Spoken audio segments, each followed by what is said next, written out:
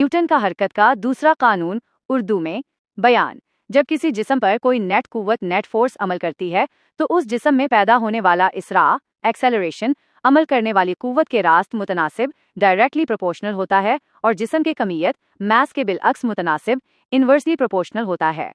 इसका मतलब ये है 1. कुव्वत और इसरा का ताल्लुक। आप किसी जिस्म पर जितनी ज्यादा कुव्वत जोर लगाएंगे उसकी रफ्तार में उतनी ही तेजी से तब्दीली आएगी, यानी इसरा ज्यादा होगा। 2. कमियत और इसरा का ताल्लुक। जिस्म जितना भारी होगा कमियत ज्यादा होगी। इसमें इसरा रफ्तार की तब्दीली पैदा करना इतना ही मुश्किल होगा। अगर जिस्म हल्का होगा तो वो तेजी से आगे बढ़ेगा। हिसाबी वजाहत, मैथमेटिकल डेराइवेशन। अगर हम फर्ज करें जिस्म पर अमल करने वाली कुव्वत बराबर F, जिस्म की कमियत वजन का मादा बराबर M, जिस्म में पैदा होने वाला इसरा बराबर A, तो कानून के पहले हिस्से के मुताबिक इसराए कुव्वत के रास्त मुतनासिब है। कानून के दूसरे हिस्से के मुताबिक इसराए कमियत के बिलअक्स मुतनासिब है। इन दोनों को मिलाने से हमें ये हासिल होता है, या हम इसे यूं भी लिख सकते हैं। तनासुब की अलामत प्रॉपर्टी को ख़त्म करने के लिए हम एक मुस्तकिल रकम कांस्टेंट K लगाते हैं।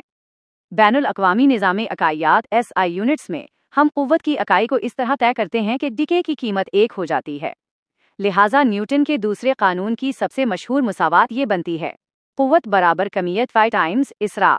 कुव्वत की इकाई unit of force. System international SI में कुव्वत की इकाई न्यूटन है, जिसे N से जाहिर किया जाता है।